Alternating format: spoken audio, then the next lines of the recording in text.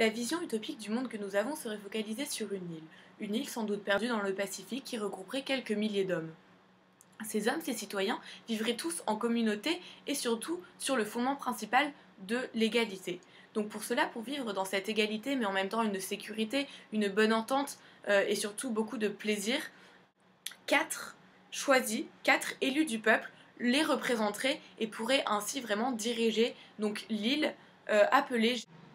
Ces quatre personnes seraient élues à ce que l'on pourrait appeler actuellement le suffrage universel et représenteraient ainsi la population dans sa globalité. Effectivement,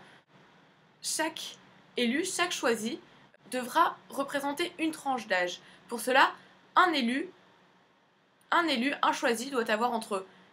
15 ans et 25 ans, un second doit avoir entre 25 ans et 35 ans, enfin un troisième entre 35 ans et 45 ans, et un dernier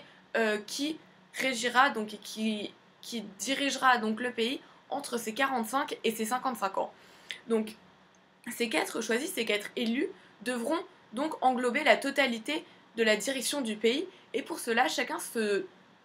catégorisera donc dans un domaine tel que le premier par exemple donc dans les animations, les loisirs, car effectivement dans l'île que nous avons choisie, dans l'utopie donc que nous avons choisie, le travail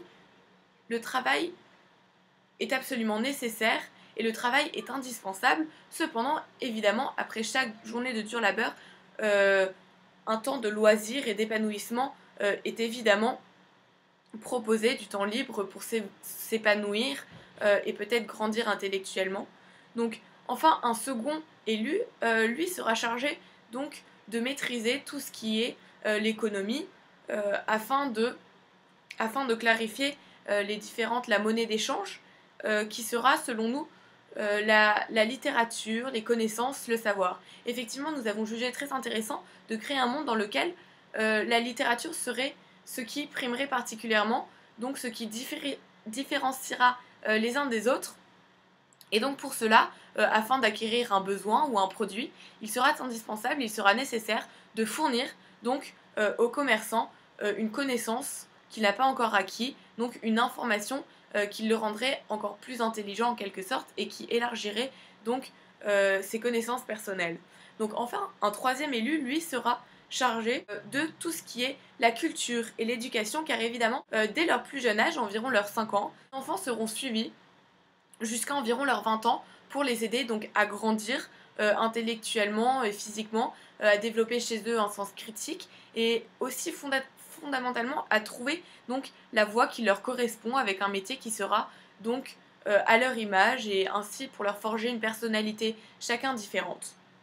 Ensuite, évidemment, il est nécessaire d'avoir donc un élu qui représente le contrôle donc de l'île, le contrôle de Genesis. Pour cela, il va